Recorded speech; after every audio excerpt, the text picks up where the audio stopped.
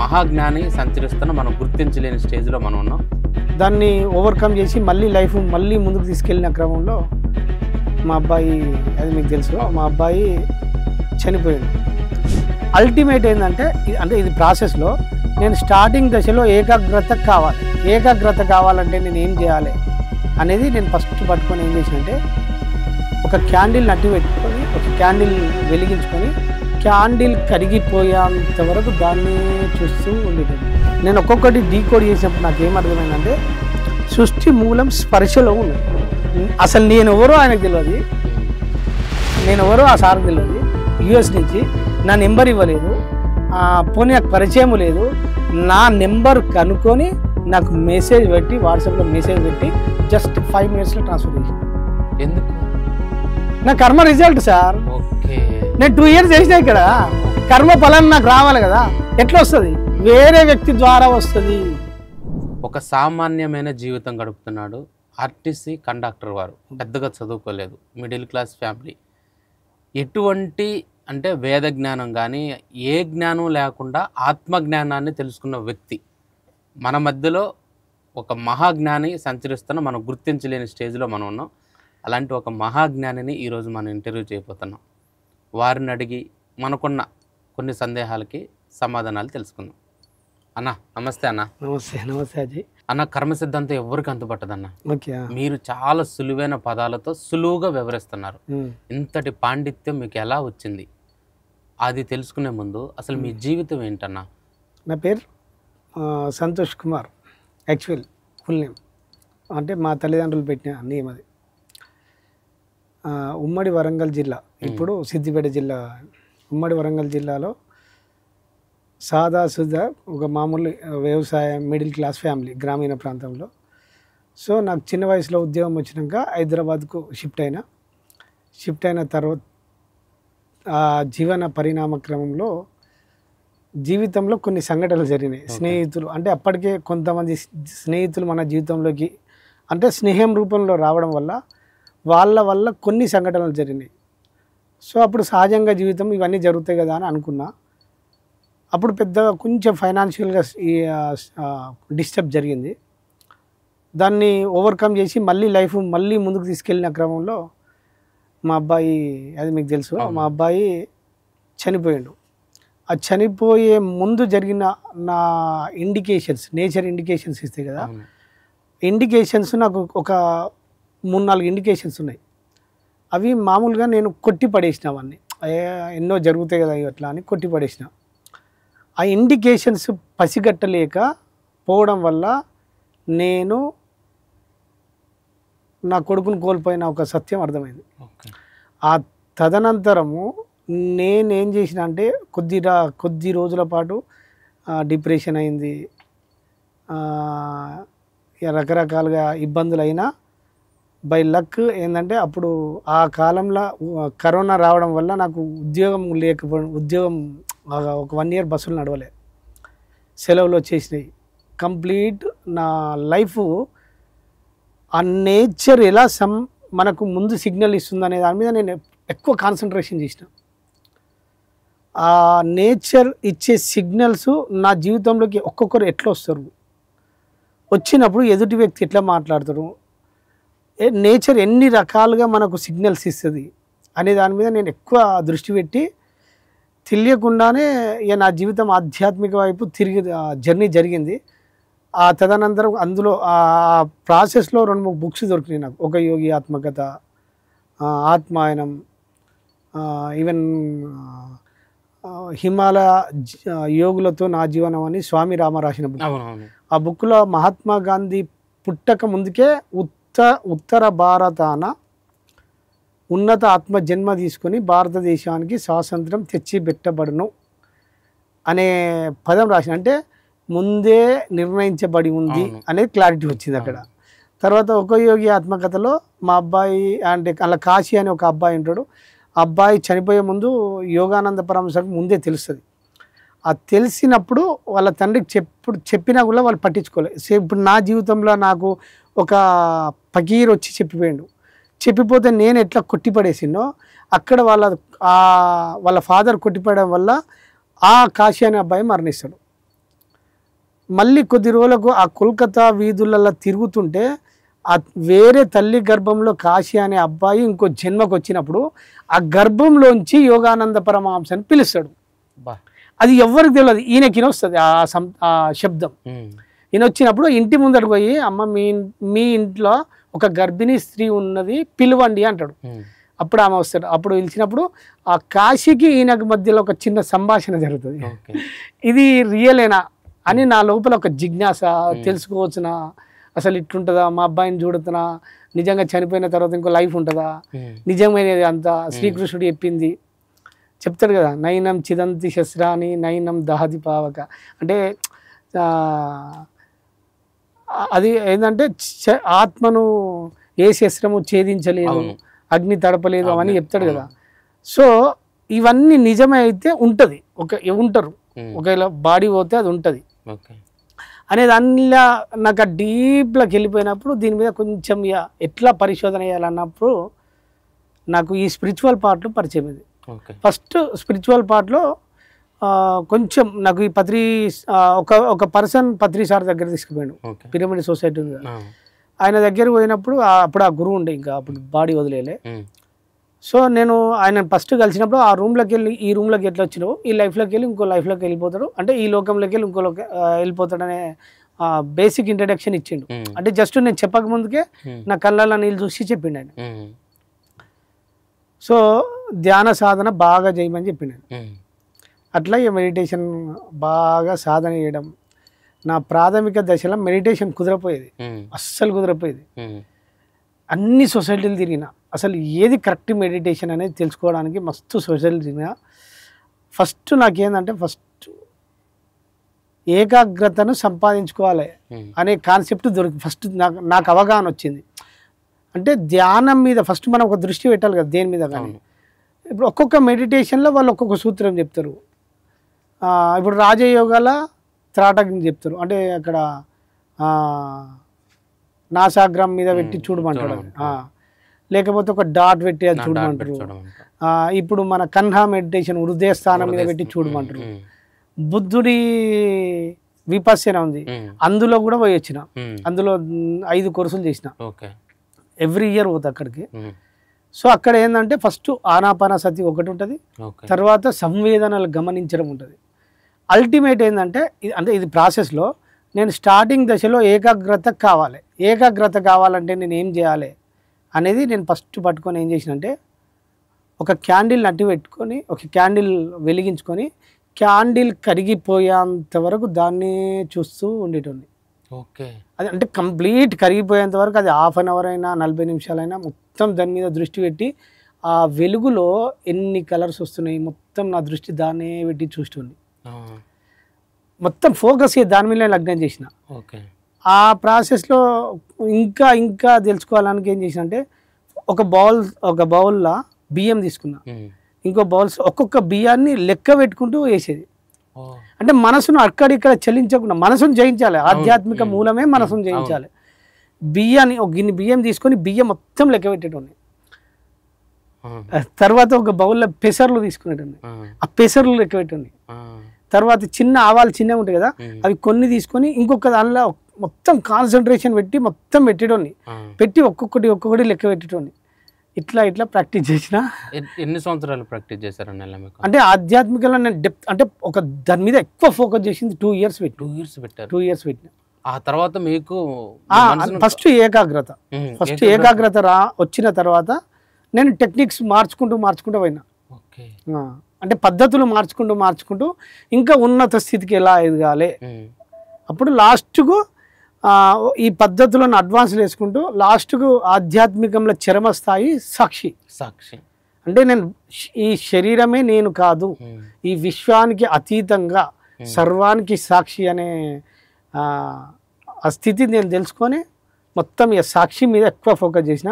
సాక్షిని నేను 2 years practice చేసిన, నిమిషానికి ప్రాక్టీస్ చేసిన, ప్రతి నిమిషం ఫోకస్ చేస్తూ అట్లా ఫోకస్ చేసి నాకు తెలియకుండానే నా లోపల ప్రశ్నలు, అంటే మన లోపల ఒక సంఘర్షణ జరుగుతుంది కదా, అంటే ఏంటిది జీవితం అనే దాని మీద ఆ సంఘర్షణలో ప్రశ్నలు అవి నా లోపలే వచ్చేది, ప్రశ్నల తర్వాత సమాధానాలు కూడా నాకు స్పృహ రూపంలో వచ్చేది. ఓకే.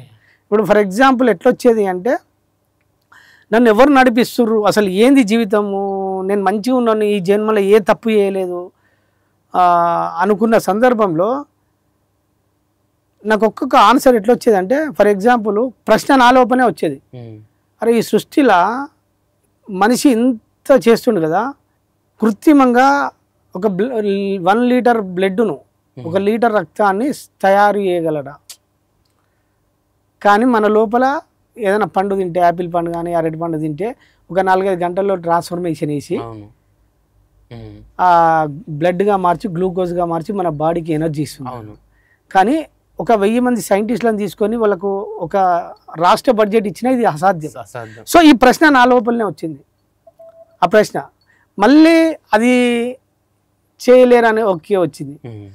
ఇట్లా ఒక్కొక్కటి ఓకే, ఇట్లా ఒక్కొక్కటి మళ్ళీ ఇప్పుడు పేరెంట్స్ అంటే కొత్తగా దంపతులైన పిల్లలకు బాబు పుడతాడు కదా, పుట్టిన తర్వాత మాకు బాబు పుట్టిండు అంటారు కదా.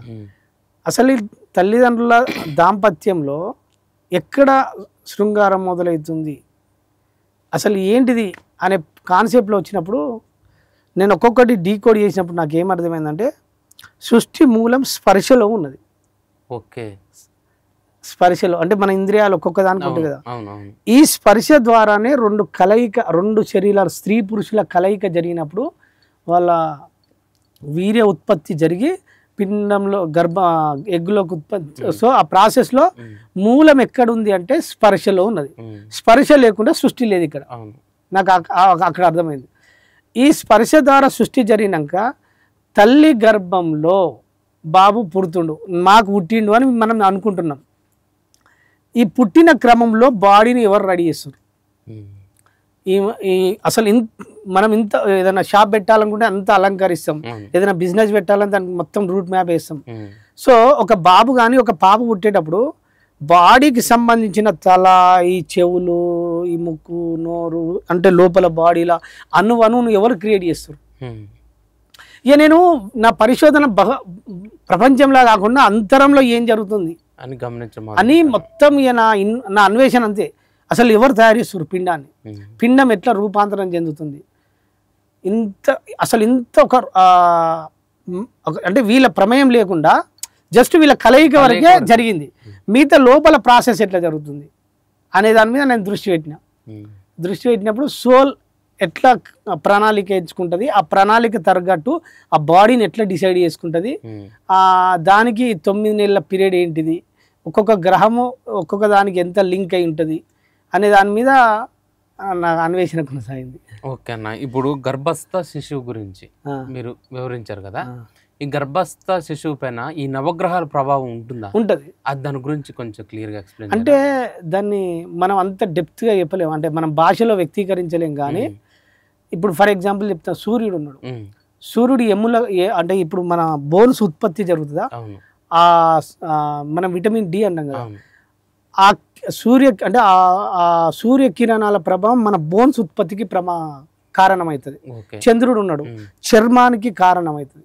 అంటే అట్లా ఒక్కొక్క గ్రహము ఒక్కొక్క దానికి కారణమవుతుంది. నేను డెప్త్గా ఇంకా చేయలే, కానీ నా అన్వేషణలో ఏంటంటే ప్రతి గ్రహము ప్రతిదీ ఇంటర్లింక్ అయి ఉంటుంది, అన్ని ఇంటర్లింక్ అయి ఉంటుంది. ఓకే అన్న, మీరు ఈ స్పిరిచువల్ పాత్ ఎప్పుడైతే మొదలు పెట్టారో మాస్టర్స్ ఎవరైనా మీకు సూచనలు ఇవ్వటం జరిగింది? అంటే ఉంటారు కదా, అంటే నాకు ఎక్కువ కనెక్ట్ అయిందంటే ఉన్నారు గురువులు చాలా మంది వస్తారు మనకి. నేనేమంటే ఇప్పుడు మనకు భౌతికంగా కనిపించే మాస్టర్స్ కాదు, సోల్ పాయింట్ ఆఫ్ వ్యూలో కనిపించే మాస్టర్స్.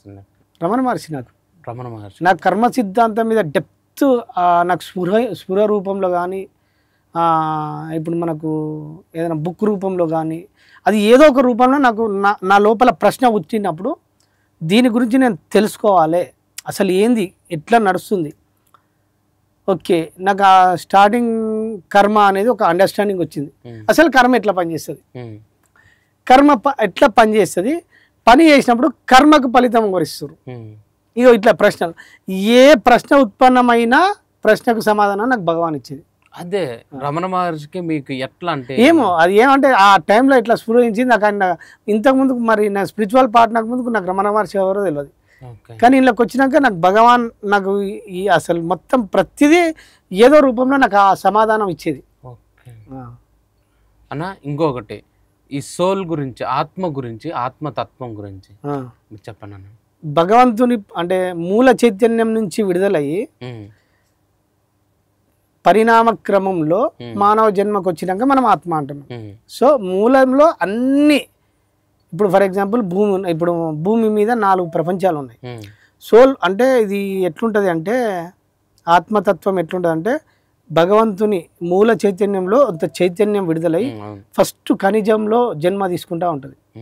ఖనిజంలో జన్మ తీసుకున్న తర్వాత ఇది కొన్ని కోట్ల సంవత్సరాల పీరియడ్ ఇది అంతా. సో ఖనిజంలో నుంచి వృక్షంలోకి షిఫ్ట్ అవుతుంది. వృక్షంలో నుంచి తట్టినాక మళ్ళీ జంతు ప్రపంచంలోకి వస్తుంది. ఆ తర్వాత మానవ ప్రపంచంలోకి వచ్చినప్పుడు అప్పుడు కర్మ స్టార్ట్ అవుతుంది. అక్కడ అవన్నీ నేచర్ ఆధీనంలో ఉంటాయి. అవన్నీ అంటే వృక్ష ప్రపంచం కానీ అవన్నీ వాటి కంట్రోల్లో ఉంటాయి. కాబట్టి మనిషికి ఏంటంటే ఇక్కడ మనసు ఎంటర్ అవుతుంది కాబట్టి ఛాయిస్ ఉంటుంది.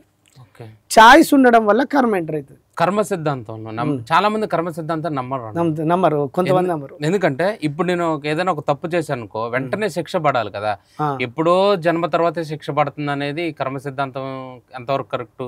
ఇన్స్టెంట్ రిజల్ట్ లేకుండా అనేది అంటున్నారు. మనిషి తక్షణ ఇన్స్టాంట్ రిజల్ట్, తక్షణ ఫలితాలు మనిషి అంటే ఇప్పుడు నేను మంచి చేసిన ఇవాళ ఒక జ్యోతిష్యుడు లేకపోతే ఒక పండితుడు వచ్చి ఈ చండీ హోమం చేసుకో, లేకపోతే శనికి నువ్వుల నూనె పోయి, లేకపోతే దాన ధర్మాలు చెయ్యి అని అంటారు కదా. మనం వెంటనే రిజల్ట్ ఆలోచిస్తాం, ఏదైనా పూజలు చేస్తాం, రిజల్ట్ ఆలోచిస్తాం.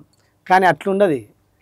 కర్మ అంటే జస్ట్ యాక్షన్, పని మనం ఏ పని చేసినా పనికి మన భావన ద్వారా నేను చేసిన అనే ఒక ఇంటెన్షన్ ఉంటుంది కదా, అక్కడ ఫలితం అంటుకుంటుంది. ఫలితం అంటుకుంటుంది. ఈ కర్మ మళ్ళీ 4 విధాలుగా ఉంటుంది. ఇప్పుడు మనం ఆలోచనల ద్వారా ఎప్పుడు ఆలోచనలు ఏవేవి ఆలోచిస్తామో, ఆలోచన అంటే జస్ట్ మనకు దృశ్య రూపంలో బయటికి వెళ్ళిపోయినాక ఎవ్రీథింగ్ మొత్తం శక్తి. ఆలోచన అనే శక్తే, మన భావాలు ఎమోషన్స్ ఉంటాయి కదా అది కూడా శక్తే, మన చర్యల ద్వారా కూడా శక్తే, మాట కూడా శక్తే. సో ప్రతిదీ ఫలితాన్ని సృష్టిస్తుంది. 4 రకాలుగా ప్రతిదీ ఫలితాన్ని సృష్టిస్తుంది. ఈ కర్మలో మనిషి ఉంటాడు. ఇక్కడ ఏమైందంటే నేను తెలుసుకున్న పరిణామ క్రమంలో అసలు ఏంది సృష్టి ఎట్లా జరుగుతుందని నేను ఆ దీర్ఘ అన్వేషణలో ఉన్నప్పుడు భూమండలం మొత్తం ఉపయోగం అనే ఒక పదం మీద నడుస్తుంటాం. ఉపయోగం. సో ఈ సర్కిల్ కదా, ఉపయోగం అంటే ఎవ్రీథింగ్ చూసుకోండి. మనకు ప్రతిదీ ఇప్పుడు కెమెరా ఉపయోగపడుతుంది, ఫోన్ ఉపయోగపడుతుంది, ఒక చైర్ ఉపయోగపడుతుంది. సర్కిల్లో మనకు ఉపయోగము లేని వస్తువు లేదు ఇక్కడ. సో ప్రతి చెట్టు ఉపయోగంలో ఉన్నది, ప్రతి వాహనము ఉపయోగంలో ఉన్నది. సో ఈ ఉపయోగం అనే లింకులో ఉన్నది అంతా. సో ఇదంతా చెట్టు తన కోసం లేదు, కాయ కాస్తుంది. కాయ ఎందుకోసం కాస్తుంది? ఇవ్వడంలో ఉన్నది చెట్టు, అంతే కదా. నువ్వు ఏ చెట్టు తీసుకో, అది ఇవ్వడంలో ఉన్నది తప్ప తన కోసం తాను లేదనేది నాకు సత్యం అర్థమైంది. ఇంకా లోతుల్లోకి వెళ్ళిన తర్వాత నేను ఇంకా పరిశీలిస్తే ఇది మనిషి అంటే మానవుని దీక్షకు వచ్చారు. ఇక్కడ 2 ఎంటర్ అవుతాయి, తీసుకోవడము, ఇవ్వడం. తీసుకోవడం అంటే మనిషికి స్వధర్మం ఉంటుంది, పరధర్మం ఉంటుంది. సో ఇక్కడ తీసుకుంటుండు, ఇస్తుండు. ఏం తీసుకుంటుండు? కర్మ చేస్తుండు, కర్మకు వచ్చిన రిజల్ట్ నువ్వు స్వీకరిస్తుండు, మళ్ళీ ఫలాన్ని కోసం మళ్ళీ ఇంకొకరికి ఇస్తుండు. అర్థమైందా? ఇప్పుడు నాకు ఒక అంటే ఇప్పుడు నాకు ఫర్ ఎగ్జాంపుల్ ఒక వస్తువు నాకు కావాలి, నాకు రావాలి. ఇప్పుడు నేను ఒక కార్ రావాలనుకో ఫర్ ఎగ్జాంపుల్, లేకపోతే నాకు ఫోన్ రావాలి, లేకపోతే ఏదైనా ఒక ఎన్విరాన్మెంట్ క్రియేట్ కావాలి. అంటే అది రావాలంటే ఎవరి ద్వారా రావాలి? ఇతర వ్యక్తుల ద్వారానే రావాలి. అది ఎట్లా వస్తుంది? నాకు కర్మ ఫలం ద్వారానే వస్తుంది. నాకు ఫలం లేకపోతే రాదు. అది నేను సృష్టించుకోవాలి. నేను ఎట్లా సృష్టించుకోవాలి? ఇవ్వడం వల్లనే సృష్టి జరుగుతుంది. నేను మీకు ఇస్తా, ఏది ఇస్తా? నేను ఒక కర్మ ద్వారా ఒక చర్య చేసినప్పుడు అది ఇంకోవరకు జరుగుతుంది, అంతే కదా. ఇప్పుడు నేను మీకు మంచి చేస్తే అంటే మంచి ఆనందం అంటే దుఃఖానికి కారణమైన, సో నాకు మీకు దుఃఖానికి కారణమైతే నా దుఃఖానికి ఇంకో కారణం అవుతారు. నేను మీకు మంచి చేసిన అంటే ఏదో మాటలు బోధించడం, లేకపోతే మీ అవసరాలకు నేను డబ్బులు ఇచ్చిన, లేకపోతే ఒక జీవికి అన్నం పెట్టిన, ఒక డాగ్ అన్నం పెట్టిన, లేకపోతే మూగ జంతువులకు నేను ఏదో సేవ చేసిన, హాస్పిటల్లో ఇబ్బందులు ఉన్న వాళ్ళకు నేను కొంచెం సర్వీస్ చేసిన అనుకో. అంటే సర్వీస్ అనేది సత్కర్మ. అంటే మనము ఇలా పుణ్యము పాపం రెండు ఉంటుంది కదా. ఏ కర్మ చేస్తామో ఆ కర్మకు ఫలం ఉంటుంది చూసినావా, ఆ ఫలం నా జీవితంలోకి రావాలి. ఎట్లా వస్తుంది? ఇంకో వ్యక్తి ద్వారా వస్తుంది, ఇంకో వ్యక్తి ద్వారా వస్తుంది. మీరు బాగా అర్థం చేసుకోవాలి ఇవన్నీ పాయింట్. సో నేను ఇక్కడ చేస్తున్నానే భ్రమలలో ఉన్నా, నేను సహాయం చేస్తున్నానే భ్రమలో ఉన్నా, కానీ అది నా కోసం చేసుకుంటున్నా అనే సత్యం నాకు తెలియదు కదా. ఇక్కడ ఉపయోగంలో రెండు ఉంటాయి, స్వధర్మం పరధర్మం. నేను స్వధర్మం చేస్తున్నా అనుకుంటున్నా, కానీ అది నా కోసం చేసుకునే స్వధర్మం. అది పరధర్మం చేస్తా అంటే ఇప్పుడు నేను మిగిలితున్నా, ఇక్కడ పరధర్మం చేస్తున్నా, కానీ పరధర్మంలో ఏమున్నది? స్వధర్మమే ఉన్నది, అంతే కదా. నేను మీకు మంచి చేస్తే నాకు మంచి జరుగుతుంది. సో నాకు మంచి జరగాలంటే ఇంకో వ్యక్తి వచ్చి ఇవ్వాలి నాకు, నేను సృష్టించుకోలేను. నేను ఎట్లా సృష్టించుకుంటున్నా? ఇంకో వ్యక్తి ఇవ్వడం వల్ల నాకు సృష్టి జరుగుతుంది. ఇగో ఇట్లా నాకు ఒక్కొక్క స్టెప్ అర్థమైంది. ఇదంతా మొత్తం డీకోడ్ చేసినాక అసలు ఏంది ఈ చక్రం ఎట్లా జరుగుతుంది? కర్మ ఫలాలను నేనే సృష్టించుకున్నా కదా, మరి దీన్ని ఎవరు నిర్ణయిస్తారు? ఇంకా ప్రశ్న, ఎవరు నిర్ణయిస్తారు? ఇంతే, ఇప్పుడు నేను ఈ కర్మ చేస్తే ఇంతే ఫలితం ఇవ్వాలని ఎవరు? ఒకవేళ నేనే సృష్టించుకుంటే మరి నాకు కష్టానికి తగ్గ ఫలితం ఎందుకు వస్తలేదు? ఒకవేళ ఇప్పుడు మనం బయట బాగా కష్టపడు అంటారు కదా, మరి బాగా కష్టపడితే ఈ భూమి మీద రైతే ధనవంతుడు కావాలి, ఒక ఆటో నడిపేవారే ధనవంతుడు కావాలి, ఒక ఇల్లు కట్టే మేస్త్రే ధనవంతుడు కావాలి. మరి కష్టానికి తగ్గ ఫలితం వీళ్ళకి వస్తలేదు. ఎందుకు వస్తలేదు? ఒక్కొక్కరు జస్ట్ ఒక CEO స్థాయిలో ఉన్న ఆఫీస్లో కూర్చొని జస్ట్ సంతకం పెడితే వాళ్ళ లైఫ్ కొన్ని వందల మందిని నిర్దేశించే స్థాయిలో వాళ్ళు ఉన్నారు. మరి వీళ్ళకి ఎంత తేడా ఉన్నది అనే దాని మీద నా అన్వేషణ చేస్తే, అంటే పరిణామ క్రమంలో, ఆత్మ పరిణామ క్రమంలో ఇవి ఇంతకుముందు చెప్పిన కదా, అది కొంచెం లెంత్ సబ్జెక్ట్, అది బేసిక్ చెప్తుంది. కొందరు ఇప్పుడు మనం ఆత్మల అంటే ఇప్పుడు మనిషి ఇప్పుడు చిన్నప్పుడు బాల్యము, యవ్వనము, మళ్ళీ సంసార జీవితంలో ఉంటుంది కదా, మళ్ళీ ఇంకా వృద్ధాప్యం ఉంటుంది కదా. బాల్యము, యవ్వనము, ఇంకేమో ఉంటుంది మనకు, నెక్స్ట్ లెవెల్ ఉంటుంది. బాల్యము, కౌమారము, యవ్వనము, అంటే 4 స్టేజ్లు వృద్ధాప్యం. ఈ 4 స్టేజ్లల్లో మనిషి ఉంటాడు కదా. ఉన్నప్పుడు ఏమవుతుందంటే పరిణామ క్రమంలో ఆత్మలు అన్నీ ఒకే స్థితిలో ఉండవు. మనం మనుషుల కోణంలో చూస్తాం, ఇక్కడ మనుషుల కోణంలో చూస్తాం. కానీ పరిణామ క్రమంలో నేను ఒక 100 జన్మలు ఎత్తొచ్చు, మీరు 10 జన్మలే ఎత్తొచ్చు. అర్థమైందా? కొందరికి ఏమవుతుందంటే వెంటనే రిజల్ట్ ఎందుకు వస్తుందంటే పరిణామ క్రమంలో వృద్ధ స్థాయిలో ఉన్న ఆత్మకు తొందరగా ఫలితాలు వస్తాయి. స్టార్టింగ్ జన్మలు ఉంటాయి చూసినావా. ఇంకొకటి ఈ డౌట్ కూడా వచ్చేది, అసలు ఫస్ట్ మనిషికి కర్మ ఉంటుంది కదా, మరి స్టార్టింగ్ కర్మ లేకుండా ప్రారంధము అంటే మనం గత జన్మలో తెచ్చిన కర్మ ఇప్పుడు తెచ్చుకుంటాం కదా. స్టార్టింగ్ కూడా బేసిక్ మొదటనే మానవ జన్మకు వచ్చినప్పుడు కర్మ లేదు, మరి ఆ వ్యక్తి ఎట్లా పుడతాడు? అప్పుడు ఎట్లా ఆ లైఫ్ ఎట్లా అవుతుంది? ఆ లైఫ్ ఎట్లయితుంది అంటే స్టార్టింగ్ జన్మలల్లా పుట్టడము, తినడము, జస్ట్ ఉండడము, అదే జరుగుతూ ఉంటుంది సర్కిల్లో. కొంతమంది చూడండి, వాళ్ళు పుడతారు, తినడానికే పుడతారు, అట్టే జరుగుతుంది. కర్మ కొంచెం కొంచెం కొంచెం కొంచెం ఆయిడా వస్తుంది ఈ సర్కిల్లో. ఈ సర్కిల్లో కొందరికి అంటే జన్మ పరిణామ క్రమంలో కొందరికి 100 జన్మలు ఉండొచ్చు, కొందరికి 200 జన్మలు ఉండొచ్చు, కొందరికి 300 జన్మలు ఉండొచ్చు, కొందరికి 10 జన్మలు ఉండొచ్చు. ఈ జన్మ పరిణామ క్రమాన్ని బట్టి ఫలితం అంటుకుంటుంది. స్టార్టింగ్ జన్మలల్లో ఫలితం ఎక్కువ అంటుకోదు, అంటే అది స్టోరేజ్ అవుతూ ఉంటుంది, సంచితంలో స్టోరేజ్ అవుతూ ఉంటుంది. ఈ చక్రంలో తిరుక్కుంటూ వస్తుంది. ఈ పరిపక్వత దశకు వచ్చినప్పుడు ఇవన్నీ జన్మ కొంత ఇదంతా ఒక సర్కిల్. ఓకే. నాకు అంటే ఆ డెప్త్ మెల్లగా అంతా అవగాహన వచ్చేసింది. ఓకే. మీ దైనందిన జీవితం ఎలా జరుగుతుంటది? రోజు డైలీ నేను 2:30 ఆ 3కి లేసా. ఓకే. 1-2 అవర్స్ ఇప్పుడు అంటే ప్రాథమిక దశలో మెడిటేషన్ బాగా చేసేది. ఓకే. 5 గంటలు 6 గంటలు డైలీ కూర్చునేది. ఉమ్. ఇప్పుడు అంత అవసరం లేదు. అంటే ఇప్పుడు ఇప్పుడు ఒక స్విమ్మింగ్ ఉన్నది కదా, ఈత రాకముందుకు ఎంతో ప్రాక్టీస్ అవసరం. అవును. ఈత వచ్చిన తర్వాత ఏ ప్రాక్టీస్ అవసరం. అంటే సహజంగా నీళ్ళలో దుంకితే ఏ పాటుకు ఆ పాటు అంటే చేతులు ఆడతాయి, కాళ్ళు ఆడతాయి కదా. సో సాధన అనేది ఇప్పుడు నాకు ఇన్బిల్ట్ అయిపోయింది కాబట్టి అంత సాధన మీద ఫోకస్ చేయాల్సిన అవసరం లేదు. సాధన అనేది సహజంగా జరుగుతూనే ఉంటుంది. ఓకే. ఆ జరుగుతున్న క్రమంలో నాకు పెద్దగా నా ఫిజికల్ లైఫ్ను ఆటోమేటిక్గా బ్యాలెన్స్ ఉంటుంది, డిస్టర్బెన్స్ ఉండదు. డైలీ నేను మార్నింగ్ 2:30-3కి అట్లా లేచి ఒక 2 అవర్స్ మెడిటేషన్ చేసుకొని మళ్ళీ డ్యూటీకి వెళ్ళిపోవడమా ఓకే. ఉండడం. డైలీ ఏదైనా ఒక సేవ చేస్తా. ఎట్లాంటి సేవ చేస్తుంటారు? ఎవరన్నా అంటే ఎక్కువ నేను చేసేది ఏంటంటే గమనిస్తాను. నాకు నేచర్ ఏం చేస్తా అంటే నేను నేచర్ను కనెక్ట్ అయి ఉంటాను. అంటే నాకు నేను ఎప్పుడు సర్వీస్లో ఉండాలి. నాకు సేవ అంటే ఇష్టం నాకు. సో సేవ చేయాలన్నప్పుడు నాకు నేచర్ ఏం చేస్తా అంటే ఆ వ్యక్తి ఇప్పుడు నేను ఎటన్నా బయటికి వెళ్ళినప్పుడు ఒక వ్యక్తి నాకు తారసపడ్డాడు అనుకో, ఆ వ్యక్తి ఆకలితో ఉన్నాను, నా దృష్టి అతను పోతుంది, ఆ మీదికి పోతుంది. ఇమ్మీడియట్లీ నేను ఆ కర్మకు నేను పాత్రదారుని అవుతా. నేను పోయినప్పుడు నాకు స్ట్రీట్ డాగులు కనబడ్డాయి, అవి ఆకలితో ఉన్నాయి, గుర్తిస్తాను, నా దృష్టి దాని మీద పడుతుంది, వాటికి ఫుడ్ అరేంజ్మెంట్ చేస్తా. లేకపోతే ఎవరన్నా ఇప్పుడు మీ బాధతోటి ఇప్పుడు ఈ స్పిరిచువల్ పార్ట్లు ఉన్నా కాబట్టి ఎవరైనా డౌట్స్ ఉంటారు, మెడిటేషన్ అడుగుతారు, ఎట్లా చేయాలి సాధన ఏం కదా అడుగుతారు. అప్పుడు వాళ్ళు నా జీవితంలోకి వచ్చినప్పుడు నేను వాళ్ళకి చెప్తా. ఓకే. కొన్ని నేను ఏం చేస్తా అంటే నా లైఫ్ను అప్లికేబుల్ చేయడానికి నేను ప్రాథమిక దశలో మూగజీవులకు డాగులకు అన్నం పెట్టడము, కొన్ని దేవాలయాలకు పోయినప్పుడు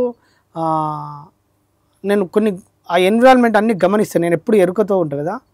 ఇప్పుడు కోతులు ఉన్నాయి, వాటికి ఫుడ్ అరేంజ్ చేయడము.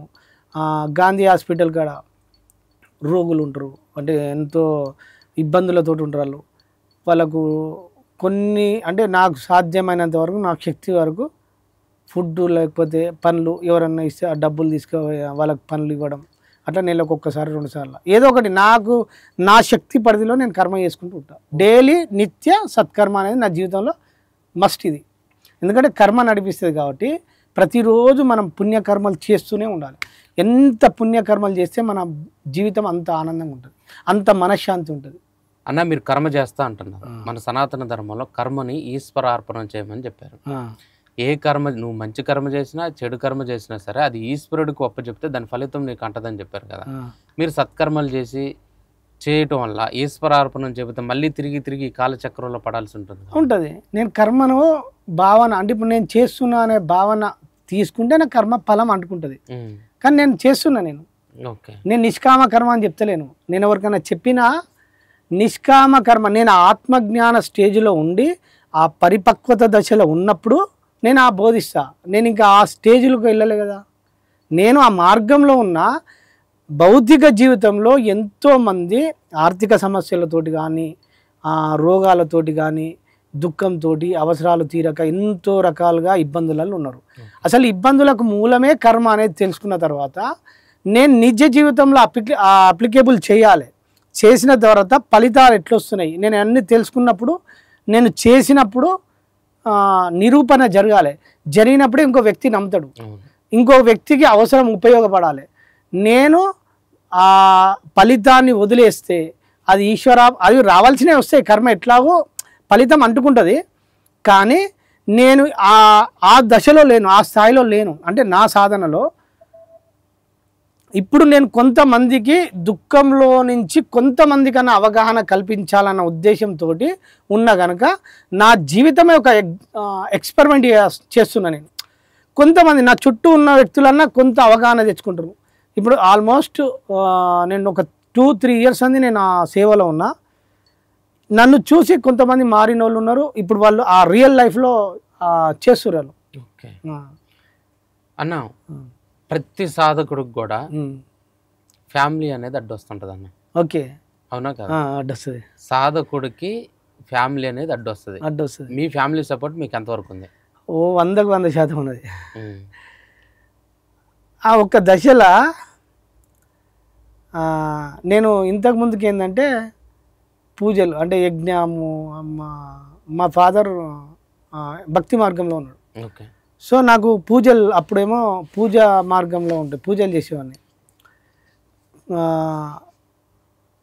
అప్పుడు ఆ లైఫ్ అట్లుండేది. అంటే ఈ స్పిరిచువల్ పార్ట్ రాకముందుకు ఇందులోకి వచ్చిన తర్వాత సేవను ఎంచుకున్నాక సేవ ఒక రిజల్ట్ వచ్చే దశలో ఆ సేవ మార్గంలో చేస్తున్నప్పుడు ఉంటారు అసలు ఏంది డబ్బులు, మనము డబ్బులు దాచుకోవాలి, ఫండ్ దాచిపెట్టుకోవాలి, చిట్ వేయాలి, బ్యాంకులో డిపాజిట్ చేసుకోవాలి, లేకపోతే ఏదైనా ఫ్లాట్ కొని పెట్టుకోవాలి అని ఉంటుంది కదా, ప్రపంచంలో అందరికీ ఉంటుంది కదా. సో నాకు సత్యం అర్థమైన తర్వాత ఏమైందంటే అసలు అల్టిమేట్ మూలం మొత్తం కర్మకే లింక్ అయి ఉన్నప్పుడు నా పెట్టుబడి ఏది రావాలన్నా కర్మతోటే వస్తుంది. నాకు డబ్బులు రావాలన్నా, ఆస్తులు రావాలన్నా, భోగాలు రావాలన్నా, ఇంకో నా జీవితంలో కార్ రావాలన్నా, ఒక లగ్జరీ హౌస్ రావాలన్నా, లేకపోతే నాకు ఆ ఎన్విరాన్మెంట్ చేంజ్ చేయాలన్నా మూలంలో నా అకౌంట్లో పుణ్యం ఉంటేనే నాకు ఆ ఎన్విరాన్మెంట్ క్రియేట్ అవుతుంది. సో ఇప్పుడు నా పెట్టుబడి నేను ఎక్కడ పెట్టుబడి పెట్టాలి? బ్యాంకులో పెడితే నాకు ఎంత వస్తుంది? 1,00,000 రూపాయలు బ్యాంకులో ఫిక్స్డ్ డిపాజిట్ చేస్తా, ఎంత 1% వస్తుంది, అంతే కదా. 1% మా అయితే 5 సంవత్సరాలకు మా అయితే ఒక కొంత పెరుగుతుంది, ఎక్కువ, అంతే కదా. 50% పెరుగుతుంది అనుకున్నాం. నేను ఏం చేసిన అంటే నేను ప్రకృతిలో పెట్టుబడి పెడితే ఏం జరుగుతుంది అనేది నేను నేర్చుకున్నా. కాబట్టి ఇప్పుడు ఒక రైతు ఉన్నాడు, ఒక మొక్కజొన్న విత్తు నాటిండు భూమిలో, నాటిన దశలో ఇప్పుడు రైతు పాత్ర ఎక్కడుంది? ఇక్కడ విత్తనం నాటడం కానే ఉన్నది, అంతే. ఇప్పుడు పరమాత్మ చెప్తాడుగా కర్మణ్యేవాధికారస్తే మా ఫలి, అంటే కర్మ చేయి ఫలితాన్ని ఆశించగలడు. సరే నేను ఫలితాన్ని ఆశించిన అనుకోదాం, వదిలేయమన్నాడు ఆయన. సరే నేను వదిలేసినా వదిలేయకుండా ఫలితం అయితే అంటుకుంటుంది, ఎందుకంటే నాకు భావన ఉన్నది కాబట్టి నేను భావనను వదిలేయలే. సో ఇప్పుడు ఒక విత్తు నాటిన తర్వాత ఇక్కడ రైతు పాత్ర నాటడం వరకే ఉన్నది. నాటిన తర్వాత పెరుగుదల దశ ఉంది, విత్తనంలో మెలకెత్తడం అనే దశ ఉందా, అది ఎవరి చేతులు ఉంది? భగవంతుడి చేతులు. భగవంతుడి చేతులు ఉండదు, మన చేతులు అయితే లేదు. ఇక్కడ కర్మలోనే ఉన్నాడు ఇక్కడ వ్యక్తి. ఆ మొలకెత్తడం అనే టెక్నాలజీ ఉన్నది, అది ప్రకృతి ధర్మాలు చూసుకుంటాయి. ఇప్పుడు నువ్వు అన్నం తినవుతావు, అన్నం తిన్న తర్వాత గొంతు దాటిపోయిన తర్వాత వాటర్ తాగిన తర్వాత ఇది ఇక్కడ పోయినాక మన ప్రమేయం అని ఉంటుందా? ఏముండదు. సో ఆ లోపల పోయినాక ఎవరు చూసుకుంటారు? ధర్మం, శారీరక ధర్మం, శరీర ధర్మాలు ఉన్నాయి. అంటే ఇప్పుడు గుండె ఎట్లా పనిచేయనో అది అట్లా పనిచేస్తుంది. అంటే ఏ సిస్టమ్కి ఆ సిస్టమ్ అమర్చబడి ఉందా? సో ఈ బాడీలోనే ఇంత సిస్టమ్ ఉన్నప్పుడు ప్రకృతి ధర్మాలు ఇంకెట్లుంటాయి అనే నా ఎక్స్పెరిమెంట్ చేసినాను. సో ఇంత వ్యవస్థ గింత సూక్ష్మ కంటికి కనబడకుండా మన లోపలనే ఇంత ఆ డిజైన్ ఉంది కదా, ప్రకృతి ధర్మాలు ఎలా పనిచేస్తాయని నేను ఫోకస్ చేసిన. ఆ మొలకెత్తడం అనే టెక్నాలజీ ద్వారా భూమిలో ఆ సంఘర్షణ ద్వారా విత్తు మొలకెత్తినాక మనం విత్తు ఇప్పుడు మనం సైన్స్లో ఏమంటామంటే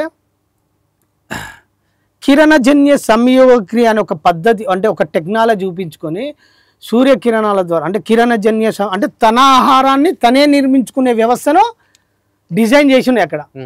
సో ఇక్కడ నాటడం తర్వాత మొలకెత్తింది, మొలకెత్తిన తర్వాత జస్ట్ మనం ఎక్కడ ఉంటాము? కర్మలోనే ఉంటాము. పెరుగుదల దశ ప్రకృతి నిర్మాలు తీసుకుంటున్నాయి, అంటే ప్రకృతి ధర్మాల నుంచి నేచర్ చూసుకుంటుంది. పెరిగినాక ఒక్క విత్తు నాటినాక ఒక మొక్కజొన్న విత్తనం తీసుకుందాం, ఎన్ని ఇత్తులు అవుతాయి? ఒక చెట్టుకు 2 కంకులు వేసుకో, ఒక కంకి 500 1000 ఇత్తులు అవుతున్నాయా లేవా? సో ఇక్కడ నేను మనుషులను నమ్ముకుంటే ఎంత డబ్బు వస్తుంది, ప్రకృతిని నమ్ముకుంటే ఎంత డబ్బు వస్తుంది? ఈ పాయింట్ దొరికించుకున్నా నేను. ఇప్పుడు నేను డబ్బు ఎక్కడ ఇన్వెస్ట్మెంట్ చేయాలి? ప్రకృతిలో. ఎగ్జాక్ట్లీ, ప్రకృతిలో ఎట్లా చేయాలి? పరమాత్మ ఏం చెప్పిందంటే అత్యుత్కటై పాపపుణ్యై యహి ఫలం వస్తుంది అన్నాడు. అంటే నువ్వు అతి తీవ్రమైన పాపం చేసినా అతి తీవ్రమైన పుణ్యం చేసినా ఇక్కడే అనుభవిస్తావని చెప్తుంది. సో ఇప్పుడు నేను ఎట్లా కర్మ అంటుకుంటుంది, సో మనల్ని నడిపించేది కర్మ కాబట్టి నేను సత్కర్మలు చేసుకుంటూ పోదాం, ఆ రిజల్ట్ రాకపోయిన తర్వాత సార్ భావన అవుతున్నది. నేను ఆ సత్కర్మ మళ్ళీ అందులో ఏం చెప్పిండంటే బుద్ధుడు ఏంటంటే ఈ జగత్తులో అత్యుత్తమమైన కర్మ ఏంటంటే దాన ఫలము అంటాడు. శ్రీకృష్ణుడు కూడా అదే చెప్తాడు. ఈ జగత్తులో ఉత్కృష్టమైన కర్మ అంటే సేవ. సేవకు మించిన ఉత్కృష్టమైన కర్మ లేదు. అంటే అన్ని కర్మలే, ప్రతిదీ మనిషి చేసే ప్రతిదీ కర్మనే. రైతు కాంచి మేస్త్రి కాంచి ఎన్నో, ఇప్పుడు మన పొద్దున్న లేస్తే ప్రతి వ్యక్తి వాళ్ళ కర్మలో లింక్ అయి ఉంటాడు, అన్ని మళ్ళీ లింక్ అయి ఉంటుంది. సో నీ సేవ కర్మకు అత్యుత్తమైన ఫలాన్ని ఇచ్చింది కనుక ఓకే, మనం ఇతరులకు ఎంత ఉపయోగపడితే ఆ ఫలం మనకు అంత ఉపయోగపడుతుంది అనే కాన్సెప్ట్ను పట్టుకున్న తర్వాత ఓకే, ప్రకృతిని నమ్ముకుంటే నేను ఇక్కడ రూపాయి పెట్టుబడితే నాకు 1000 రూపాయలు వస్తున్నాయి. మనిషి దగ్గర ఇప్పుడు నేను చిట్టి వేసిన, 1,00,000 రూపాయలు చిట్టి వేస్తే నేను 5,000 పెట్టాలి. 5,000 పెడితే నాకు 2 సంవత్సరాలలో 1,00,000 రూపాయలు వస్తాయి. అందులో 90% అమౌంట్ నా కష్టార్జితమే ఉన్నది, అంతే కదా. ఇక్కడ 1% ఉంది నా కర్మ. ఒకటే ఇత్తు పెట్టినా, ఇక్కడ నేను 100 రూపాయలు పెట్టినా నాకు ఎంత వచ్చినాయి? 1,00,000 రూపాయలు వస్తున్నాయి. సో ప్రకృతి ధర్మాలను నేను బేస్ చేసుకుంటే కర్మ ఎంత ఎఫెక్ట్ ఉందో నాకు అర్థమైంది ఇక్కడ. సో మీరు ఏ విత్తనం తీసుకోండి, ప్రకృతిలో ఒక్క విత్తు పెడితే ఎన్ని విత్తులు అవుతున్నాయి? చాలా అవుతున్నాయి. సో నేను నేచర్ నమ్ముకున్నాను ఈ కాంచి. సో నా డబ్బు అంతా దాని పెట్టిన తర్వాత ప్రాథమిక దశలో మా భార్య సపోర్ట్ చేసింది. సో ఇక అయిపోయింది, మనం అన్నీ కోల్పోయినాం, ఏమన్నా జరగని మంచి జరుగుతుంది అంటే అన్నీ చెప్పినా నేను. ఫస్ట్ అన్నీ చెప్పిన తర్వాత నాకు మా ఫ్యామిలీ విషయంలో ఎలాంటి అడ్డంకులు రాలేదు. మెడిటేషన్లో కానీ చేసిన తర్వాత ఇక నాకు ఏంటంటే తెలుసుకోవాలన్న తపన బాగుండేది. ఆ తపనలో ఇవన్నీ జరిగినాయి. ఈ సంఘర్షణలో అన్నీ జరిగినాక ఎక్స్పెరిమెంట్లు చేసినాక కూడా ఇంకా నేను ప్రయోగం చేసిన తర్వాత నాకు ఒకసారి జస్ట్ ఇట్లా నేను అప్పుడు బయటికి వచ్చిన అప్పుడెప్పుడే మళ్ళీ ప్రపంచంలోకి వచ్చి కర్మలు చేసుకుంటూ పోతే ఒక 2 years ఓపిక పట్టిన. కర్మ చేసుకుంటూ పోయి 2 సంవత్సరాల ద్వారా ఓర్పు పట్టిన. నాకు సార్ ఒక ఎన్ఆర్ఐ నా నెంబర్ కనుక్కొని నాకు సమ్ అమౌంట్ $1000 నా అకౌంట్ ట్రాన్స్ఫర్ చేసింది. అసలు నేను ఎవరో ఆయనకు తెలియదు, నేను ఎవరో ఆ సార్కి తెలియదు. యుఎస్ నుంచి నా నెంబర్ ఇవ్వలేదు, పోనీ నాకు పరిచయం లేదు. నా నెంబర్ కనుక్కొని నాకు మెసేజ్ పెట్టి, వాట్సాప్లో మెసేజ్ పెట్టి జస్ట్ 5 minutesలో ట్రాన్స్ఫర్ చేసిండు. ఎందుకు? నా కర్మ రిజల్ట్ సార్. నేను 2 years చేసిన ఇక్కడ కర్మ ఫలం నాకు రావాలి కదా. ఎట్లా వస్తుంది? వేరే వ్యక్తి ద్వారా వస్తుంది, అర్థమైందా? ఇంకో వ్యక్తి ద్వారా వస్తుంది. సో రిజల్ట్ వచ్చేసింది. అప్పుడు మా ఇంట్లో ఇంకా ఫుల్ సపోర్ట్ చేసిరు. ఇట్లా నేను ప్రతిరోజు చేసుకుంటూ పరిణామ క్రమంలో ఇంకో 2-3 యుఎస్ నుంచి మేడం ఇంకా కొంచెం పంపించారు. అంటే ఓకే ఓకే ఇట్లా ఉంటుంది ఆ రిజల్ట్ అని ఇంకా దాని మీద పూర్ణంగా నేను స్టడీ చేసినాక నాకు అవగాహన వచ్చేసింది. ఓకే, దాని మీద నేను అట్లా సాధించిన. అన్న, ఈ సృష్టికి మూల భగవంతుడు ఎవరన్నా?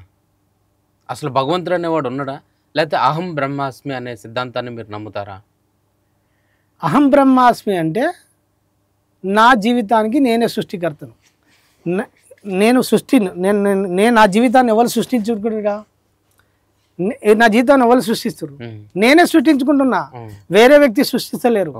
నా జీవితానికి కష్టానికి కారణం నేనే, నా దుఃఖానికి కారణం నేనే, నా ఎదుగుదలకు కారణం నేనే. భగవంతుడు చెప్తుంది కదా, ఉద్ధరేణ ఆత్మానాత్మానం అన్నాడు. అంటే నన్ను ఉద్ధరించుకోవడంలో కూడా నేనే. మూలంలోకి వెళ్ళిపోతే నేనే బ్రహ్మను, నేనే విష్ణు, నేనే స్థితిని. అంటే నా జీవితంలోకి ఒక వస్తువు సృష్టించుకోవాలన్నా నేనే సృష్టించుకుంటున్నా. అంటే ఆ వస్తువు నా దగ్గర ఎన్ని రోజులు ఉండాలన్నది నేనే నిర్మించుకుంటున్నా. ఇప్పుడు ఫోన్ కొనడంలో నేనే కదా సృష్టికర్తను. కొన్న తర్వాత నా దగ్గర 1 year ఉండాలన్నా 2 years అన్నా నా దగ్గరనే కదా. అంటే విష్ణు సృష్టి అంటే లైవ్లో ఉండడం విష్ణు. మళ్ళీ అది పోవాలంటే, అంటే దాన్ని వదిలేసుకోవాలంటే నేను వదిలేసుకుంటానే, అంతే కదా. ఇదే లయం. అంటే ఇక్కడ మూలం ఏమున్నది? ధ్యాస. ధ్యాస ద్వారా సృష్టి జరుగుతుంది. అంటే ఇప్పుడు నేను అనుకుంటున్నాను కదా సృష్టి జరుగుతుంది. ధ్యాస ద్వారా స్థితి అంటే నేను దాని మీద ఫోకస్ ఉంటుంది కదా. నాకు వస్తువు మన దగ్గర ఉన్నప్పుడు ఎప్పుడు నా దగ్గర ఏది ఉన్నా నా ఫోకస్ అది నాది వస్తువు అని ఉంటుందా లేదా? ధ్యాస ద్వారా సృష్టి, ధ్యాస ద్వారా స్థితి. అంటే అది మన దగ్గర ఉన్నంతసేపు మనమే, మన ధ్యాస దాని మీదే ఉంటుంది. ఎప్పుడైతే ధ్యాసను తీసేస్తామో లయం అయిపోతుంది. లయం అంటే అది మన నుంచి వెళ్ళిపోతుంది. అది వ్యక్తి కానీ, వస్తువు కానీ, డబ్బు కానీ, ఏది కానీ. ధ్యాస ద్వారా సృష్టి జరుగుతుంది, ధ్యాస ద్వారా స్థితి ఉన్నది, ధ్యాసను తీసేస్తే లయం అయిపోతుంది. ఇదే సృష్టి స్థితి లయం. ఓకే, ఇక ఇది మూలం. సో మూల భగవంతుడు అడిగింది. Very good question. మరి నేనే బ్రహ్మను కదా, మరి సృష్టి అంతా ఎవరు నడిపిస్తారు అనిపిస్తుంది కదా. సో విశ్వరూప సందర్శనం చేపిస్తారు కదా విష్ణుమూర్తి, అసలు అంటే శ్రీకృష్ణుడు చూపిస్తారు కదా. అప్పుడు మరి తన లోపలనే సర్వం ఉందని చూపిస్తుంది కదా.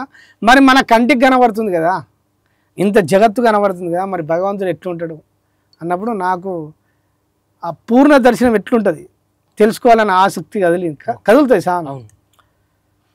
ఇక మన గురువుల పరమ గురువుల కృపతోటి నాకు నేను తెలుసుకున్న సత్యం ఏంటంటే, ఇప్పుడు నేను కనబడుతున్నా మీకు, నా లోపల ఆత్మతత్వం అనే ఒక శక్తి ఉన్నది, కానీ అది మీకు కనబడతలేదు.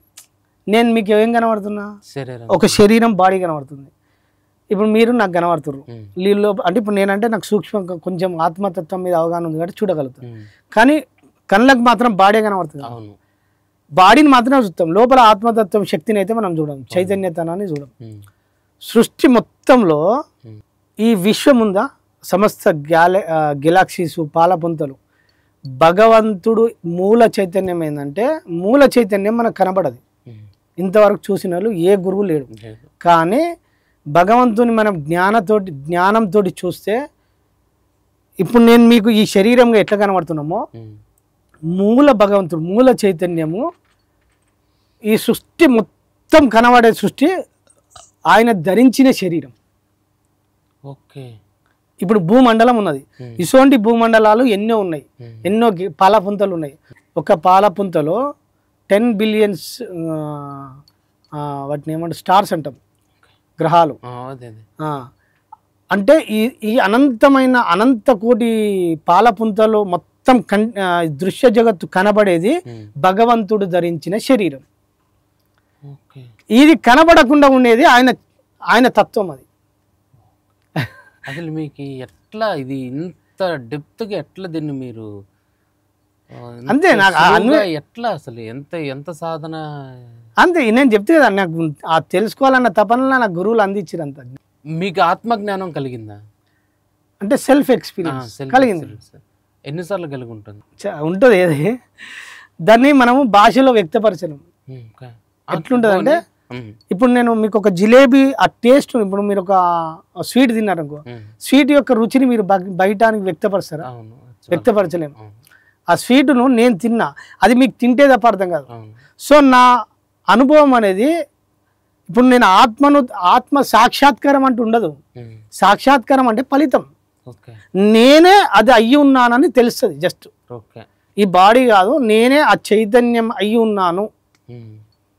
సాక్షాత్కారం అంటే మళ్ళీ ఫలితం అంటే అది వేరే అవుతుంది, అది వేరే అవుతుంది, ఇది వేరే కాదు. నేను అది అయ్యి ఉన్నాను అని నీకు అనుభవం జరుగుతుంది. మళ్ళీ సాక్షాత్కారం అనే పదం అట్లా భాషలో వాడతారు తప్ప అది రాంగ్ పదము, ఫలితం అవుతుంది. కానీ ఇక్కడ అంటే మనకు ఇందులో పదం ఫలితం అవుతుంది అంటే సాధనలో ఫలితమే, కానీ మూలంలోకి వెళితే వేరు కాదు, నేనే అయ్యి ఉన్నాను అనే సత్యం అర్థమవుతుంది. దాన్ని నేను భాషలో వ్యక్తపరచలేను. అన్న ఇప్పుడు షట్ చక్రాలు అని చెప్తున్నారు, వీటి మీద చక్రాలు ఉంటాయి, మనకు 7 చక్రాస్ ఉంటాయి. ఇప్పుడు మూలాధార చక్రం యాక్టివ్ అవ్వాలి, అది సహస్రానికి చేరుకోవాలి, అది ఒక స్థితిని తెలియజేస్తుంది. ఇప్పుడు ఒక్కొక్క మనిషి ఏ స్టేజ్లో ఉన్నాడో, ఒక ఆత్మజ్ఞాన స్టేజ్లో ఉన్న వ్యక్తి అంటే ఇప్పుడు ఆధ్యాత్మిక స్పిరిచువల్, ఇప్పుడు కొంతమంది ఏంటంటే పుడతారు, ఇప్పుడు నేను ఇంతకుముందు స్టార్టింగ్ చేసిన కదా, అంటే బేసిక్ జన్మలో పుట్టడము, తినడము, గతించడం, వాళ్ళు మూలాధారంలో ఉంటారు. అట్లట్లా పరిణామ క్రమంలో కొందరు సత్పురుషులు ఉంటారు, వారు విశుద్ధ చక్రంలో ఉంటారు. కొందరు భక్తి మార్గంలో యోగ స్థితిలో ఉంటారు, ఆజ్ఞా చక్రంలో ఉంటారు. ఆత్మజ్ఞానం దాటి సహస్రార స్థితికి వెళ్ళిపోయిన వాళ్ళు ఆత్మజ్ఞానం బ్రహ్మజ్ఞాన స్థితిలో ఉంటారు. అవన్నీ స్థితులు, అవన్నీ వాళ్ళ ఆత్మస్థితులు, అవన్నీ ఆత్మస్థితులు. వాళ్ళ స్థాయిని తెలియజేసే ఆ చక్రాలు అంటే వాళ్ళ స్థాయిని తెలియజేసేవి. నేను వాటి మీద ఎక్కువ పరిశోధన చేయాలి. అన్న మీ చిన్న కొడుకు చనిపోయాడు అన్నారు కదా, ఆ సమయంలో బాడీ వదిలేశాడు, అరే మేము చనిపోయాం అనుకుంటారు, బాడీ వేకేట్ చేశారు, భాషలో వేకేట్ చేశారు అంటున్నారు. తన ఆత్మతో మీరు ఎప్పుడైనా సంభాషించటం చేయలేదు? ఎందుకని? గతం నాకు సత్యం తెలుసు కాబట్టి ఇంక డిస్టర్బ్ చేయకూడదు. సృష్టి ధర్మాలల్లో ఎవరిని డిస్టర్బ్ చేయకూడదు. ఓకే. పోనీ తను ఎటువంటి అది ప్రపంచంలో ఉన్నప్పుడు అనిపిస్తుంది నీకు, ప్రపంచంలో ఉన్నప్పుడు కలవాలి, మాట్లాడాలి, తప్పరాలి. కానీ ఆత్మనిష్టలో ఉన్నప్పుడు నీకు నాకు సంబంధం లేదు. మీరు చెప్పింది నాకు అర్థమైంది. నేను ఏమంటున్నానంటే ఆ ఆత్మ తర్వాత జన్మ ఏ శరీరాన్ని స్వీకరించింది అనే దాని మీద ఐడియా ఉందా మీకు అని అంటాను. తన లైఫ్ గురించా నేను ఫోకస్ చేయలేదు, ఎందుకంటే నాకు సత్యం తెలుసు కదా. ఓకే. ఎప్పుడైతే మన దృష్టి వాళ్ళ మీద పడుతుందో వాళ్ళ ఎదుగుదలను ఆపేసిన వాళ్ళం అవుతాం. ఓకే. ఇప్పుడు ఒక స్కూల్లో మంచిగా చదివే అబ్బాయిని ఇంకా మనం ఏం చేస్తామంటే వాళ్ళని ఇంకా కొంచెం ఫోర్స్ చేస్తాం. ఇప్పుడు ఒక చెట్టు ఉన్నది, చెట్టు ఎదుగుదల దశలో మన ఫోర్స్ ఉంటే ఎదుగుతుందా? ఎదగదు. మనం ఎప్పుడైతే ఇంకో ఆత్మ కోణంలోకి వెళ్ళిపోతే వాళ్ళని మన మనసు ద్వారా కానీ మనం ఊకే గుర్తు చేసుకుంటాం కదా, అంటే గుర్తు చేసుకోవడం, బాధపడడం, ఇవన్నీ తన ఎదుగుదలను అడ్డుకుంటాయి. అడ్డుకున్నప్పుడు వాళ్ళు పోవాల్సిన స్థితిలోకి పోరు, గుంజేస్తుంది శక్తి. అది ఈ డైమెన్షన్లో మాట్లాడిన స్థితి కాదు అది. సో మనము ఎప్పుడు కానీ చనిపోయిన వాళ్ళను వదిలేయడమే బెటర్. అది ఎవరు కానీ, భర్త కానీ, భార్య కానీ, ఈవెన్ పేరెంట్స్ కానీ, ఇంకెవ్వరు కానీ, ఎప్పుడు ఒకసారి బాడీ వదిలేసినాక వాళ్ళని కంప్లీట్గా వదిలేయాలి. వాళ్ళ స్వయంతో వాళ్ళకు యూనివర్స్లో మాస్టర్స్ ఉంటారు, వాళ్ళని ఎక్కడికి తీసుకెళ్ళానో అక్కడ తీసుకెళ్తారు. అంత పర్ఫెక్ట్గా ఉంటుంది వాళ్ళకు, మనం అనుకున్నట్టు ఉండదు. వాళ్ళు పర్ఫెక్ట్గా ఆనందంగా ప్రశాంతంగా ఉంటారు. ఓకే. ఆ సమయంలో అంటే మీరు చనిపోయిన సమయంలో కూడా కొంచెం డిప్రెషన్కి లోనే అన్నారు కదా, మీ భార్యగా సహకారం ఎలా ఉంది ఆ టైంలో? వాళ్ళు సహకరిస్తేనే సాధన చేసిన. వాళ్ళు ఇప్పుడు నేను ఒక 2 years కంప్లీట్ ఎక్కువ శాతం మౌనం, అసలు మాట్లాడడం అంటే చాలా రేర్గా, అది ఇంట్లో ఎప్పుడన్నా ఒక్కసారి. ఆ పరిణామ క్రమంలో నన్ను వదిలేసింది, అంటే చేసుకొని తన ఇష్టం అన్నట్టుగా, అంటే నా ఇష్టానికి వదిలేసి నా అవసరానికి ఏదైనా అవసరమో చేసి పెట్టిరు. అంటే ఇక్కడ సహకారం ఉన్నదా లేదా? సో ప్రతి దానిలో భార్య పాత్ర ఉంటుంది. అందులో మా మిస్సెస్ ఇంకా నాకు అన్నిట్లలో సహకారం అందించింది. అట్లా ఎప్పటికైనా ఇలా హ్యాపీగా ఉండగలిగిన. ఇప్పుడు రియల్ లైఫ్లో ఇంతకు ముందుకు లైఫ్ కంటే ఇప్పుడు ఎక్కువ ఆనందంగా ఉంటుంది. ఎందుకంటే ఆ స్థితిలో నేను సాధన చేసిన కాబట్టి సాధన యొక్క ఫలితం నా గ్రూప్లో ఉన్న అందరికీ అంటుకుంటుంది. మీ భార్య కూడా ఇలాంటి ఆత్మసాధన చేసింది? అంటే మెడిటేషన్ చేస్తారు కానీ అంటే నా అంత సాధన కాకుండా డైలీ ఒక 1/2 hour 1 hour చేస్తారు. అయితే ఇదే సాధనలో ఉన్నారు కానీ మీ స్థితికి ఇంకా చేరుకోలేదు. ప్రపంచంతో లింక్ అయి ఉన్నాం. ఓకే అన్న, మన సనాతన ధర్మంలో ఒక గొప్ప గ్రంథం భగవద్గీత. Okay right. ఆ భగవద్గీత గురించి మీరు కూడా మాట్లాడుతున్నారు. అవునవును. అది అసలు మార్చిందే గ్రంథం. అదే దాని గురించి చెప్పండి అన్న. మిమ్మల్ని ఏ విధంగా ప్రభావితం చేసింది భగవద్గీత? అదా అసలు అది భగవద్గీత లేకపోతే నేను లేను ఈరోజు. ఓకే. సో నేను చదివిన క్రమంలో అసలు భగవద్గీత ఏంటంటే మూలము మనిషి జీవన విధానం ఎలా జీవించడమో చెప్తుంది. ఓకే. అదొక్కటి చెప్తే అసలు ఆ బుక్ చదివి మనం అర్థం చేసుకుంటే అది అంత అర్థం కాదు, కానీ కొంత అర్థం చేసుకుంటే అండర్స్టాండింగ్ ఏంటంటే మూలంలో మొత్తం ఒకటి నిష్కామ కర్మ ఉంటుంది. అంటే సృష్టి భూమి మొత్తం కర్మ చేయడంలో ఉంటుంది. సో కర్మ చేయడం గురించి మొత్తం డీటెయిల్గా ఉంటుంది అందులో కర్మయోగం, సాంఖ్యయోగం, భక్తి యోగం అన్నీ ఉంటాయి. అంటే ఒక స్థితి మొత్తం జీవన విధానం రూపొందించబడి ఉంటుంది అందులో. సో మనం ఎలా ప్రవర్తించడం మూలం ఉంటుంది అందులో. ఇప్పుడు ఒక వ్యక్తి మనం వచ్చినప్పుడు మనం ఎట్లా ప్రవర్తించాలి, మనం ఏ సందర్భంలో ఒక వ్యక్తితో ఎలా ప్రవర్తించాలి, ఎవ్రీథింగ్ టోటల్ ఒక టైం టేబుల్ నీకు. అది నేను చెప్తా నీకు, ఇది బాగా అర్థం చేసుకోండి. చెప్పండి. ఒక స్కూల్ ఉంటుంది కదా, స్కూల్ను ఎవరు నడిపిస్తారు? హెడ్ మాస్టర్ నడిపిస్తారు. హెడ్ మాస్టరు పాత్రలో ఉంటాడు కానీ డైరెక్షన్ ఇస్తారు ఎవరు? అంటే ఒక డైరెక్షన్ నడిపిస్తుంది వెనకాల ఎవరు ఇస్తారు? ప్రభుత్వం. అది సిస్టంలో భాగం. హెడ్ మాస్టర్ కూడా ఒక కొంతవరకే ఉంటాడు కానీ వెనకాల ఒక టైం టేబుల్ ఉంటుంది కదా స్కూల్లో. ఆ టైం టేబుల్ లేకపోతే హెడ్ మాస్టర్ కూడా ఏం చేయలేడు.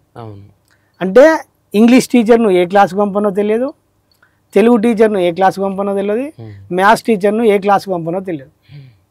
అంతేనా లేదా? సో ఆ టైం టేబుల్ అనేది ఈ స్కూల్ విద్యా వ్యవస్థను నడిపిస్తుంది, అవును. కంటికి కనబడకుండా ఉమ్. నడిపిస్తుందా లేదా? ఇక్కడ పాత్రలో ఉన్నారు అంటే వాళ్ళకి తెలియకుండానే ఆ టైం టేబుల్ రూపొందించబడి ఉంది కదా. ఉమ్. ఆ టైం టేబుల్ లేకపోతే ఎట్లుంటుందో మన జీవితంలో భగవద్గీత లేకపోతే అట్లుంటుంది. బా ఓకే. మరి ఈ జనరేషన్ భగవద్గీతను చదవటానికి కూడా ఆసక్తి చూపించారు. అది మనం ఏం చేయలేము దానికి. అది వాళ్ళు అంటే తల్లిదండ్రులు నేర్పాలి, తల్లిదండ్రులు ఒక్కొక్క శ్లోకం నేర్పాలి. ఇప్పుడు నేను మా అబ్బాయికి నేర్పుతున్నా. ఇప్పుడు మా అబ్బాయిని ఫస్ట్ నాకు ఒక ల్యాప్టాప్ కొని డాడీ అన్నాడు. నేను ల్యాప్టాప్ కొనియను, నువ్వు సాధించుకోవాలని చెప్పిన. ఎట్లా డాడీ నేను ఇప్పుడు వర్క్ చేసేలాగా అన్నాడు. నేను ఒక చిన్న పని చెప్తా, ఆ పని నువ్వు సాధిస్తే నేను కొనిస్తా అంటే నేను ఒక చిన్న ప్రయోగం వాడిన. ఏం చేయాలి? డైలీ భగవద్గీత కొనుక్కొచ్చుకో అని చిన్నప్పటి సంది. నేను తెలుగు మీడియం అని ఇంగ్లీష్ మీడియం చదువుతాను. భగవద్గీత తెచ్చుకో, డైలీ ఒక శ్లోకం చదువు, డైలీ 10 minutes మెడిటేషన్ చేయి, కొనిస్తా. చిన్న లింక్ అంతే. ఇడ మనము వ్యక్తిని మార్చడానికి ఒక చిన్న ట్రిక్ ఉపయోగించాలి. మనం ఏదో సాధించాలి, వీళ్ళని ఎక్కడికో తీసుకుపోవాలి అనే కీర్తి గురించి ఆలోచించకుండా ఫస్ట్ రూట్ కాజులో మార్చేస్తే సరిపోతుంది. సో ఇప్పుడు తనకు ఏం కావాలి? ల్యాప్టాప్ కావాలి, డబ్బులు కావాలి. డబ్బులు ఇయ్యరు కదా. ఇప్పుడు నేను సాధించుకోవాలి. ఓకే, మా డాడీ ఏం చెప్పిండు, ఇది చెప్పిండు. జస్ట్ 2 daysలో భగవద్గీత కొనుక్కొచ్చుకున్నాడు, డైలీ 10 minutes మెడిటేషన్ చేస్తున్నాడు, సరిపోతుంది. ఇప్పుడు సాధించుకున్నాడా లేదా? అంతే. సో తల్లిదండ్రులు ఒక చిన్న కీ పాయింట్ వాళ్ళ అవసరాలను ఉపయోగించుకోవాలి. మంచి మార్గంలో తీసుకురావడానికి కరెక్ట్ కీని వాడితే పిల్లల జీవితం భవిష్యత్తు అద్భుతం, చాలా ఆనందంగా జీవించవచ్చు. కుటుంబ జీవితంలో అసలు ఎంత కరెక్ట్ వాడుకుంటే ఒక్కొక్క దాన్ని అసలు చిన్న చిన్న ట్రిక్సే. పిల్లల్ని మనం మంచిగా ట్రైనింగ్ ఇవ్వాలి. ఇప్పుడు తల్లిదండ్రులు ఏం చేస్తారంటే పిల్లల్ని తీసుకుపోయి చెట్టు మీద కూర్చుని పెడుతుర్రు. డబ్బులు అంటే వీళ్ళే వాళ్ళ భవిష్యత్తు మంచిగా ఉండాలి, వాళ్ళకి ఏ కష్టం రావద్దు, ఇప్పుడే వాళ్ళ తరతరాలు సంపాదించిన ధనం సంపాదించి వాళ్ళకి లైఫ్లో ఏ కష్టం రావద్దు అనుకుంటాడు. కానీ వెనకాల ఒక మెకానిజం ఉన్నది వీళ్ళకి తెలియదు. వాళ్ళ కర్మ నడిపిస్తుంది, వాళ్ళకి ఏ టైంలో ఎట్లా వస్తుందో తెలియదు. బాధ వచ్చినప్పుడు కొంతమంది తట్టుకోక సూసైడ్ చేసుకుంటారు. సో ఇవన్నీ మనం చిన్నప్పటి సంది ఆధ్యాత్మిక మూలము కొన్ని వాళ్ళకి అప్లికేబుల్ చేస్తే, భగవద్గీతను కొంచెం కొంచెం అప్లై చేస్తే వాళ్ళ లైఫ్ ఎంత కష్టం వచ్చినా తట్టుకుంటారు. బై మీన్స్ ఏంటంటే ఈ చెట్టు మీద కూర్చుండే ఇప్పుడు తల్లిదండ్రులు అందరూ పిల్లల్ని కూర్చుని పెడతారు కదా, వానికి చెట్టు దిగమంటారా? ఎందుకు రాదు? చెట్టు దిగడాడు. ఎందుకు దిగాడు? అలవాటు అయిపోయింది. లేదు, వీనికి ఎక్కడం నేర్పలే, దిగరాదు. ఎక్కినోనికి దిగడం వస్తుంది. ఎప్పుడు జీవితంలో ఎక్కడం రావాలి మనకు. ఎక్కడం నేర్చుకున్నోనికి దిగడం వస్తుంది. వాడు పడిపోయినా మళ్ళీ లేస్తాడు. అంతేనా కదా? మూలం మంచి అర్థం చేసుకుంటే ఇవన్నీ ఈ చిన్న చిన్న అండర్స్టాండింగ్ చేసుకొని పిల్లలకు మంచిగా డైలీ మెడిటేషన్, భగవద్గీత రోజు ఒక శ్లోకం, ఒక్కటి కాదు, ఒక్క 1 పదం నేర్చుకోమని. జస్ట్ ఆ బుక్ ఇవ్వండి. ఫస్ట్ ఆ బుక్ ఇస్తే పట్టుకుంటేనే ఇంకా తెలియని ఆనందం వస్తుంది. నేను అట్లా అప్లికేబుల్ చేసిన వాళ్ళ లైఫ్లో. ఇప్పుడు హాయిగా ఇప్పుడు నేను మా చిన్నోని టేబుల్ మీద ఇక్కడ ల్యాప్టాప్ ఉంటుంది, పక్క పండి భగవద్గీత ఉంటుంది. వాడు ఎలాంటి అసలు నెగటివ్ థాట్సే రావు అని జీవితం. అన్న ఇప్పుడున్న జనరేషన్లో చాలా మంది సూసైడ్ చేసుకుంటున్నారు, కష్టాలకు బాధపడుతున్నారు. అంటే తట్టుకోలేక, సమస్యల్ని తట్టుకోలేక. అయితే వాళ్ళ పూర్వజన్మ కర్మ నుంచే అది వచ్చింది కదా, వాళ్ళకి మీరు ఇచ్చే సలహా? అంతే, ఏం లేదు. జస్ట్ అంటే ఇక్కడ తల్లిదండ్రులు బాగుండాలి. తల్లిదండ్రులు ఇప్పుడు ఏం చేస్తారంటే సమాజాన్ని పోల్చుకొని వాళ్ళ ఎదుగుదలను, కీర్తిని కోరుకుంటారు. కానీ అల్టిమేట్ కీర్తి ఎదుగుదల కాకుండా ఫస్ట్ వాడు బతకాలి, వానికి జీవించడం నేర్పాలి. జీవించడం నేర్పాలంటే ఫస్ట్ మనం వాళ్ళలో ధైర్యాన్ని నూరిపోయాలి. ధైర్యాన్ని నూరిపోసి నువ్వు ఏమి లేకున్నా బతకగలుగుతావు. ఒక చెట్టు సహజంగా ఎదుగుతుంది, ఒక జంతువు హాయిగా బతుకుతుందా లేదా? ఒక స్ట్రీట్ డాగ్ దానికి వాళ్ళ అన్నం పెడతారా? అయినా బతుకుతుంది. సో నువ్వు బతకగలవు. నువ్వు దేన్ని మైండ్కి తీసుకోకుండా బయటికి రావడానికి తల్లిదండ్రులు మెయిన్ ఇక్కడ కీలకం. అంటే స్కూల్ విద్యా వ్యవస్థలో ఏంటంటే కాంపిటీషన్, చదవాలి, మాకు ర్యాంకులు రావాలని అక్కడ పోటీ చేస్తారు. సో ఇక్కడ తల్లిదండ్రులు మెయిన్ జాగ్రత్తగా ఉండి ఏంటంటే ఏది ఏమన్నా జరగని, ఫస్ట్ నువ్వు ఉండాలంటే మంచిగా ఉండాలంటే ఫస్ట్ నువ్వు అవన్నీ ఒక్కొక్కటి నేర్చుకుంటూ ఉండాలి. నేర్చుకుంటూ వచ్చినప్పుడు ఇవన్నీ అవగాహన కల్పిస్తే వ్యక్తి నిలబడతాడు. మెయిన్ సపోర్ట్, తల్లిదండ్రుల సపోర్టే కీలకం. ఓకే ఏమైనా జరిగినా కూడా జరగని, ఏమైనా జరగని అంతే, అది నిన్ను నిలబెట్టడానికి జరిగింది అనుకోవాలి అనే విధానంలో తల్లిదండ్రుల ప్రోత్సాహం ఉంటే పిల్లలు సొసైటీకి చాలామంది అంటే ఒక భయం. ఇప్పుడు ఫర్ ఎగ్జాంపుల్ ఇప్పుడు బెట్టింగ్ యాప్లలో డబ్బులు పెట్టి మా పేరెంట్స్ ఏమంటారు ఎట్లను అని చెప్పి సఫర్ అయిపోతారు. సో ఆ కొద్ది క్రమంలో మళ్ళీ ఎదుగుదల జరిగిన కొద్దీ మంచి జరుగుతూనే ఉంటుంది. కాలంలో ఇవాళ ఉన్నట్టు రేపు ఉండదుగా, రేపు ఉన్నట్టు ఎల్లుండి ఉండదు. సో కాల పరిణామంలో నీకు మళ్ళీ ఏదో ఒక రోజు మంచి జరుగుతూనే ఉంటుంది. సో ఈ డైరెక్షన్లో తల్లిదండ్రులు కొంచెం వాళ్ళకు సపోర్ట్గా ఉంటే వాళ్ళు నిలబడుతున్నారు. అల్టిమేట్ వాళ్ళని నిలబెట్టేది తల్లిదండ్రులే. ఎప్పుడు తల్లిదండ్రులు కూడా బయట వ్యక్తులను పోల్చి వీన్ని చూసిరనుకో అప్పుడు డిస్టర్బెన్స్ అవుతారు. డిస్టర్బెన్స్ ఏంది, దుఃఖమే ఆ కుటుంబంలో. సంతోషన మా స్టూడియోకి వచ్చి సమాజానికి ఉపయోగపడే విషయాలపై చాలా బాగా అందరికి అర్థమయ్యే భాషలో చెప్పారన్న. చాలా చాలా థ్యాంక్స్ అన్న. Thank you very much. Thank you. ఈ అవకాశం ఇచ్చినందుకు మీకు మరొక్కసారి చూస్తున్న ప్రతి ప్రేక్షకునికి ఈ జీవితంలో ఏది నేర్చుకుంటే మీకు అత్యంత జీవితం సులభమవుతుందో ఆ మూలమే కర్మ సిద్ధాంతం.